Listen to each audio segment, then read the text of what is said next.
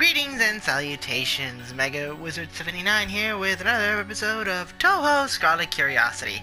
So in our last episode, we faced off against the, ever so powerful, Utasuho, Utasuho Ryuji. Basically, as promised, I did do some research on her, and well, simply put, she's a walking, talking nuclear fusion reactor. No word of a lie. She literally has the power of a nuclear reactor. Hence why she is considered by Scarlet. Hence she is considered by Romelia as basically being able to wield the power of the sun. Yeah.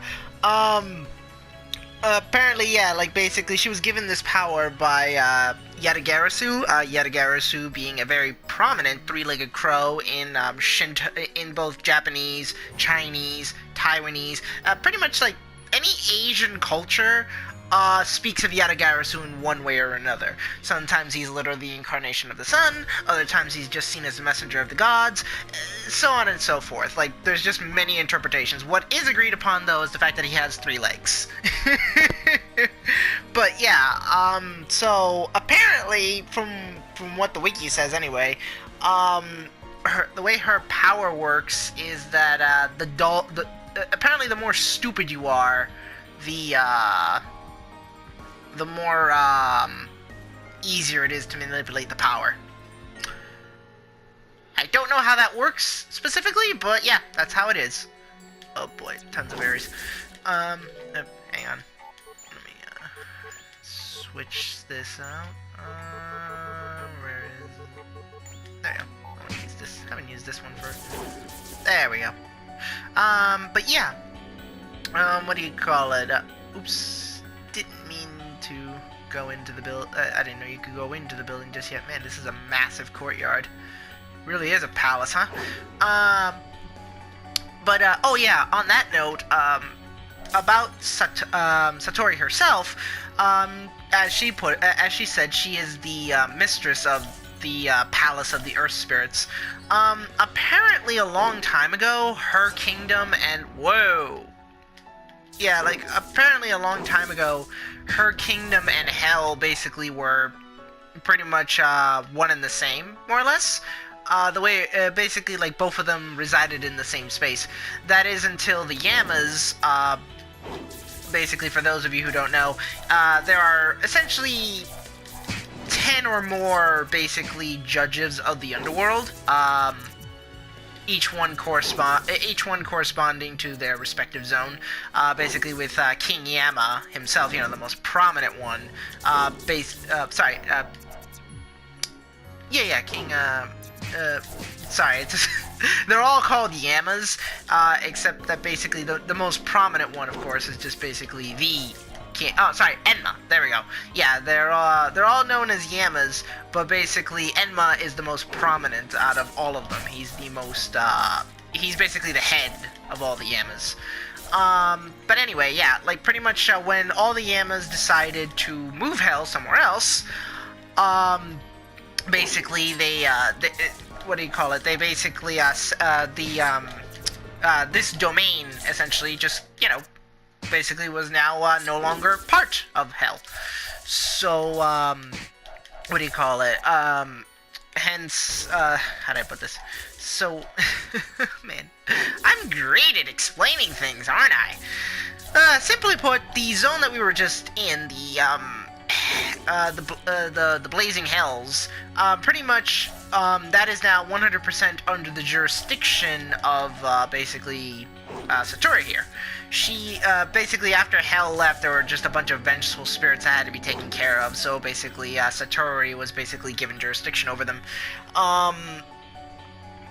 Basically, with Satori, what's interesting about her is that apparently she can read minds. Like, she has the ability to, basically, perfectly and with little effort, basically read the minds of both humans and yokai alike.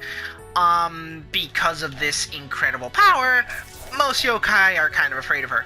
Oddly enough, the only things that aren't necessarily afraid of her, and which actually are basically animals. Case in point, like these frogs here, because normally they're not understood to begin with, because, well, people normally can't talk to animals.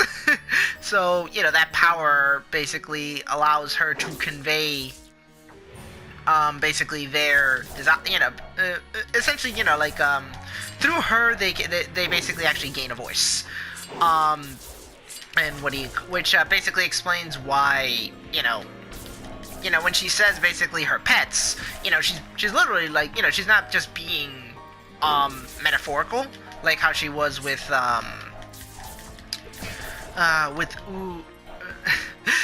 sorry, it's just, her name is really hard to pronounce, but yeah, with basically that boss we just fought, like, pretty much, you know, like, basically, like, her other pets are, well, they could literally be considered as pets, like these wolves here, pretty much. But yeah, she pretty much relegates all the duties and stuff, and, well, she's actually very good at it. But yeah. Not much is really known about her, apparently, according to the wiki anyway, like, as far as her personality and stuff is, mostly because, you know, she just doesn't really interact with many other people. You know, due to that whole, them just being afraid of her. You normally don't socialize with someone you're afraid with. Ooh, what's this?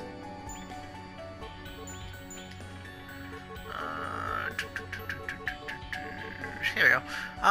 Throw a mighty blow with all of Vermilia's strength behind it. Ooh, that sounds cool. Let's try that out. Ooh. That looks cool. But, yeah. You know, all in all, basically, she's not really, how do I put it? Yeah, so, all in all, you know, basically Satori, she's just basically the typical, like, you know, she just basically has a job to do, and, well, you know, shit just happens, and she just has to manage and deal with it, because, well, you know, that's just her job, more or less. Oh boy, man, this place is really big, though. I would, that is cool. Let me delegate this to, that button there. Oh, no. Let's put the same thing there. Or is it, there you go. Put that there, and we'll put this back on there. Oh, you sneaky, you saw that, right? She was hiding in the foliage, thinking that no one would spot her. Ooh, ooh, that was, oh my goodness, that poor fairy. Sorry. I didn't think I'd, ooh, boy.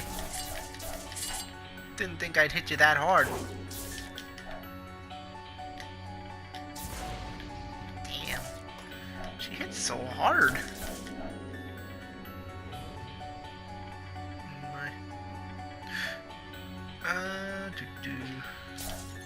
Oh yeah, fun little fact. What do you call it? One of the reasons, basically, I didn't just, well, I mean, there were tons of reasons, really. But, one of the main reasons why I didn't really upload, another video of this until today is because, apparently, what do you call it? Apparently, if you load out of a zone before you finish it, you have to do the whole thing all over again. Yeah, fun times, right? I mean, you get to keep your level and all that stuff, but, yeah. You basically have to start all over again, so if anyone noticed, if anyone was wondering why my health was basically so radically different than what it was when we, you know, last left off in the video, and why my level is so high, well, that's the answer. Oh boy. You could imagine my surprise when I found out, though. Oh, there was also another little thing I found out. I mean, it's, kind of, what's the word I'm looking for? I mean, I had a feeling that it was that basically it was going to be the case, just because of the fact of, like, you know, at the end of the day, this isn't necessarily an incredibly polished game. I mean, it's fun, to an extent, but, you know, it's not, what do you call it, it's not really like a whole, it's not really like, you know, even though it kind of feels sort of like a God of War game, so to speak, at least in regards to the whole, like, you know, basically you're just fighting multiple enemies by more or less essentially mashing buttons.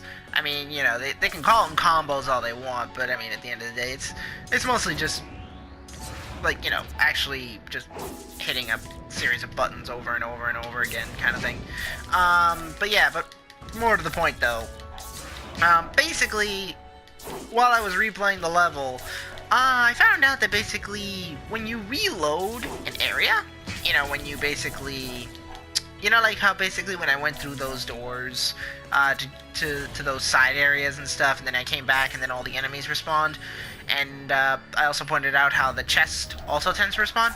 Well, fun little fact, basically whatever basically the chest will respawn, but it will give you the exact same item over and over again. Of, you know, basically whatever it was that you pulled out of there the last time you opened that chest, that's what's gonna come out all the time. So yeah, what do you call it? Case in point. Let's see. No, not there. Not that one either. Was it no, it wasn't there. No, not there either. There we go. Yeah, you see all these mysterious paintings? Well, there was basically, I opened one of those chests, and that's what came out. So basically, every time I reloaded that area, and I hit that chest, like clockwork, it was that same item, over and over again. Oh boy, I was rather disappointed when I saw that, just because of the fact that, like, what do you call it, like, you know, like, as I said before, there's literally an achievement that basically states that, you know, if you have more than 300, you know, you basically, it's a silver trophy you get of, you know, if you have more than, if you have 300,000 or more coins, you know, basically you get the achievement. In this case, what do you call it? Basically, each one of those mysterious paintings is worth $5 grand. Is worth $5 grand. So, you know. So, if I wanted to, I could have just, you know, basically abused the heck out of that over and over again, and just basically gotten enough mysterious paintings that I needed to basically get the achievement like that, which is kind of disappointing, to be honest. But yeah, just thought I'd put that out there. Oh boy.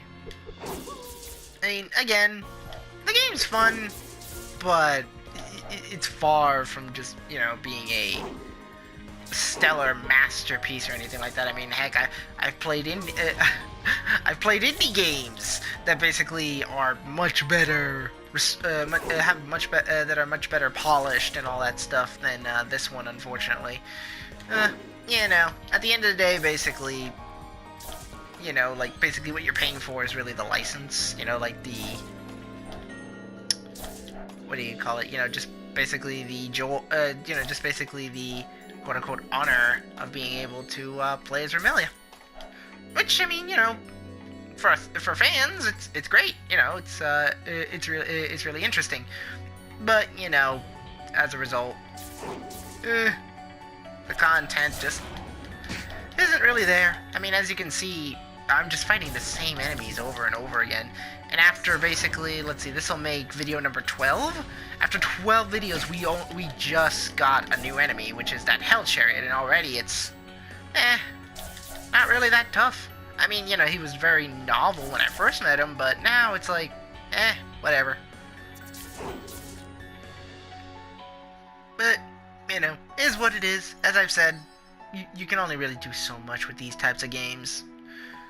You know, unless, what do you call it? They probably spent more on buying the rights to basically make this game than they did than, you know, actually producing it. But, you know, but that's just me speculating, to be honest. Well. Oh, but, what do you call it?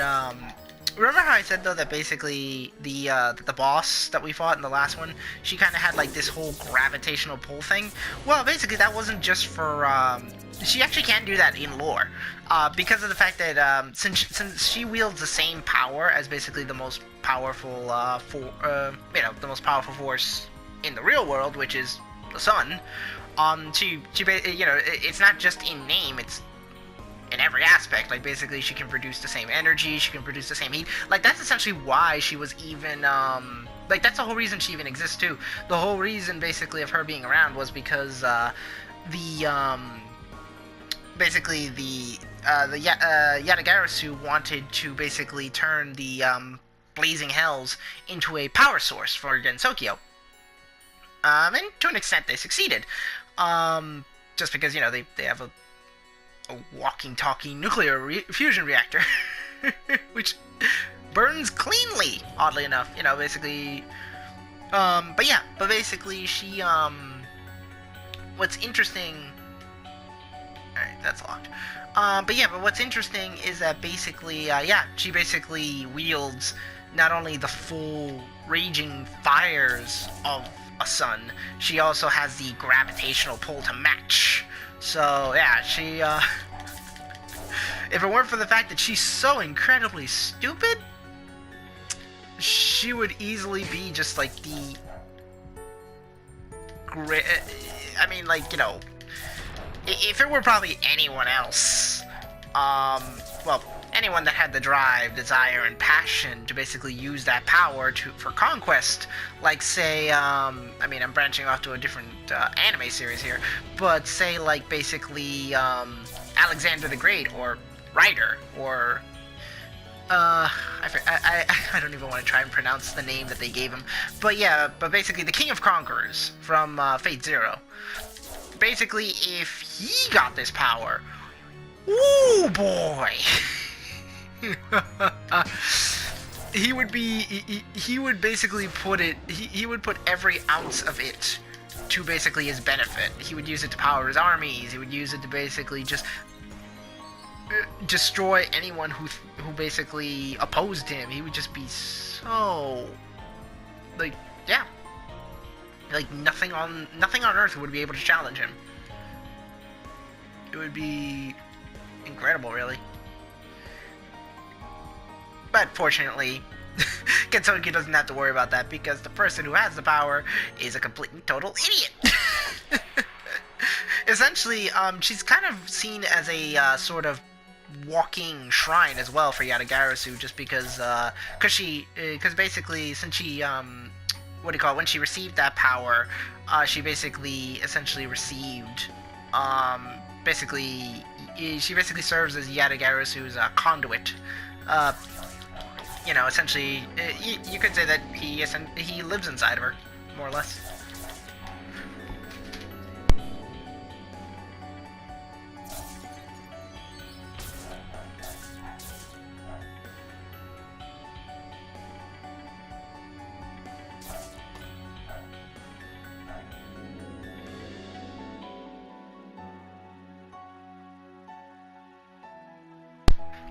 And I'm back. Alright, but yeah, so, simply put, pretty much, yeah. Interesting character, to say the least. Am I lost? I don't think so. Oh, there you go. Sorry, I'm just trying to position the mini map in my head to basically, whatever. Da-da.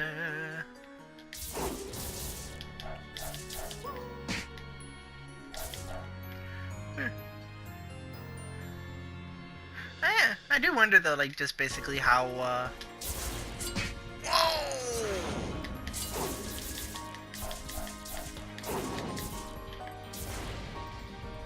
Damn. I feel so sorry for these fairies. Like, they try so... I don't have a pity for that damn nightmare. But, I just feel so sorry for these fairies. They just try so freaking hard to really just, even slow me down, and, well... they just can't. It's like, no matter how much health, no matter how many levels they have, it's like, it's never freaking enough. Like, I feel so sorry for them. Like, this isn't a, this isn't like, a competition between two, basically, between, a novice and a, basically a really, and a freight train. No. This is, okay, so this room's just straight up, that's it. Okay, so we're done.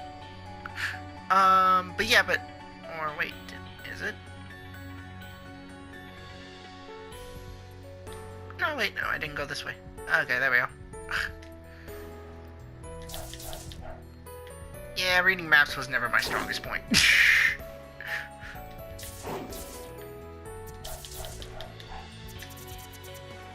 Woo. I mean, look at that! Look at that! That damage is stupid. And they don't even necessarily have to be in front of me to just take the full front, to just take damage. Oh boy.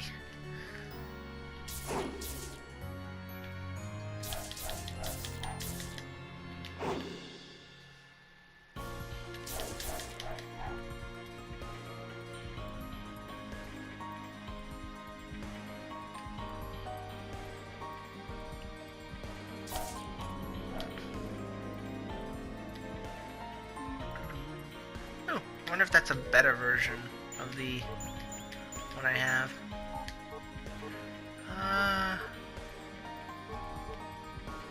Gives me more health, but well, it's not terrible. I'll give it a shot.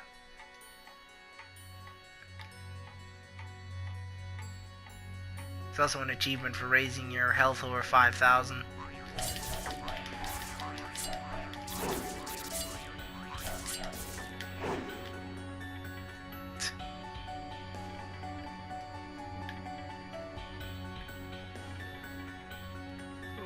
Okie doke. Alright, well, let's go meet Satori.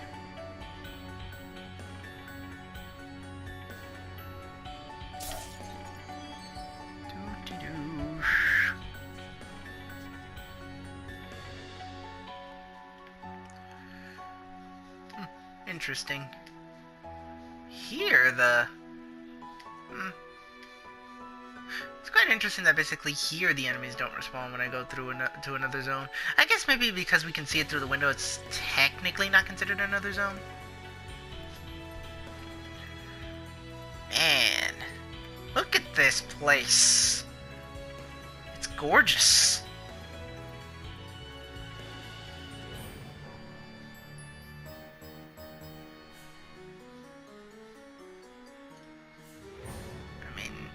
Man, this place is really nice.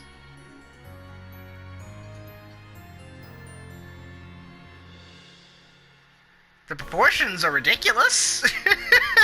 So to speak. I mean, look, but as I've said, Romelia is basically human size. So, I mean, yeah, she may be a little short by human standards. I mean, let's see, like, basically the average person is like about almost 5'7", 5'8". She would just be a little bit under that, like maybe a foot, maybe like half a foot, maybe a whole foot.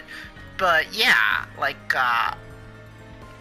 okay, now these are actually proper size, but man, like, I don't know, everything else just seems way too big. Like the columns and everything. I mean, man. Wow. An organ and everything. Whew. She lives in luxury, that's for sure. Let me apologize for any trouble my pet may have caused you. So, you're the one holding her leash, huh? Correct. I am Satori Komiji, master of this place. Got it, but I have to say, for someone who calls herself a master... Yes, I know, as you probably surmise, I largely give my pet free rein and haven't done much to instill a sense of discipline. Huh? And you think I'm overly chatty for someone you just met.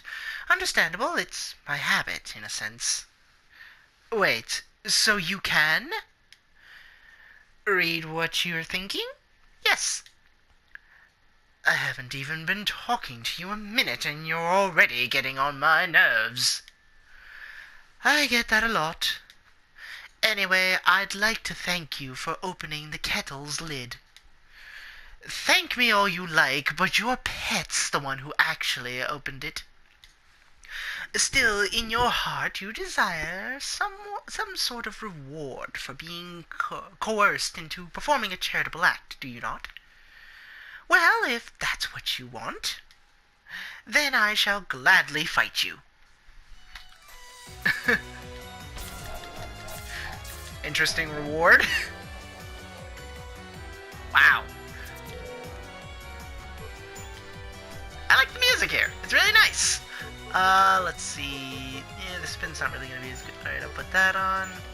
Alright, I'll put Vampiric Cradle there. And yeah.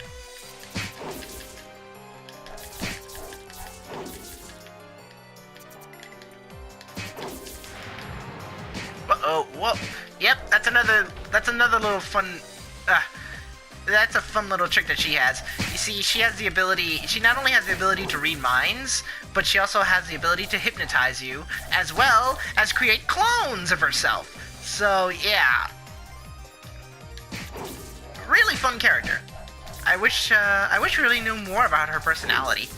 But, not much can be really said, like I said. Interestingly enough, though, she can, what do you call it? She was a boss once in another game, and for whatever reason, she did feel the need to just. Oh boy. Okay, yeah, this is multi-layered, which is awesome, by the way. And I'm gonna die. Health. There we go. Alright. Eat. Gundyr. Uh-oh.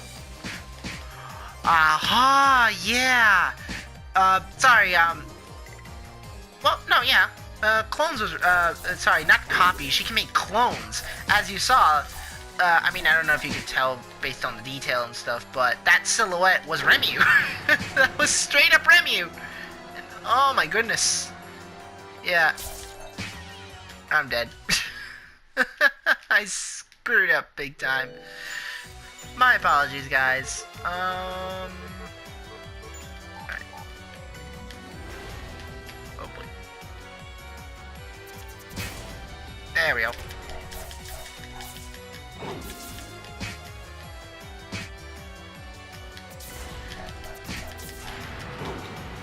But yeah, that is Remu right there.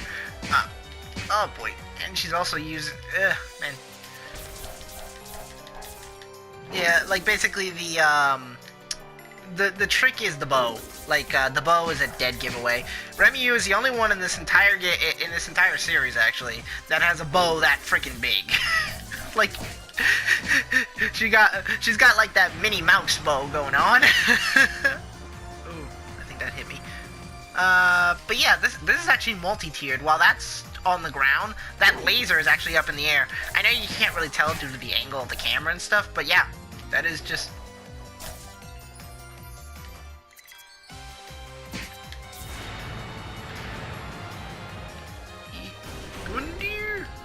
I don't think I hit her. Oh boy.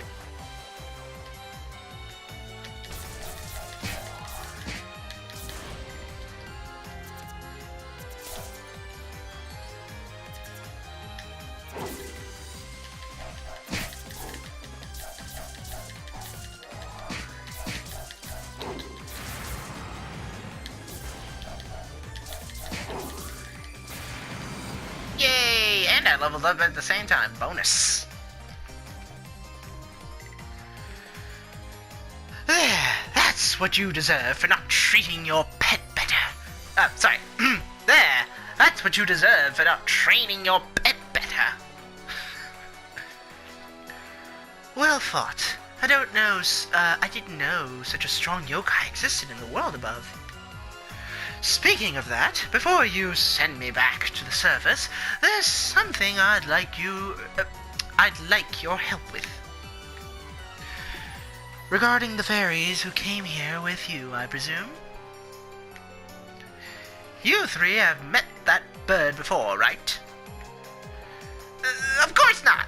First time we've ever seen her! I think it goes without saying that they're fibbing. They've all met Oku before. Alright, you'd better start talking. Where did you meet her? How did you meet her? And remember, Satori knows when you lie.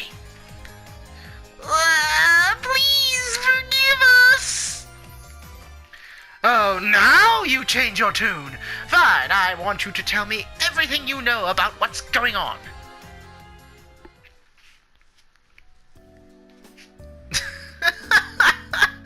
Okay, I guess they didn't feel the need to basically tell us. Fine, whatever. And that's the story. I have to admit, it stretches credibility, but we've been looking for solid info all this time, and this is it? Yes, and it's all thanks to these three troublemakers. To think our enemy's been so close to us all this time, hiding in Misty Lake. I never imagined I never imagined they'd been concealing the entrance with optical camouflage. That's Kappa technology. And the mastermind behind all of this is probably Moriya Shrine's Shrine Maiden, Sana Kochiya.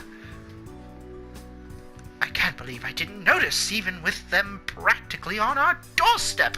Which is true, that's the name of the lake. Sorry, it's not Moon Lake, it's actually Misty Lake. Sorry about that. It's a big universe, there's a lot to remember. Oh boy, let's see, what was her voice again? Well, there you are. Damn it.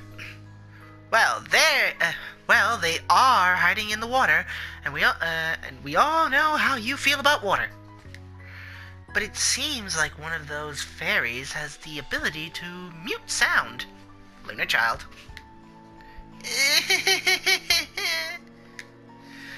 I guess on top of the optical camouflage, the mastermind must have had her dampen any sound coming from their hideout.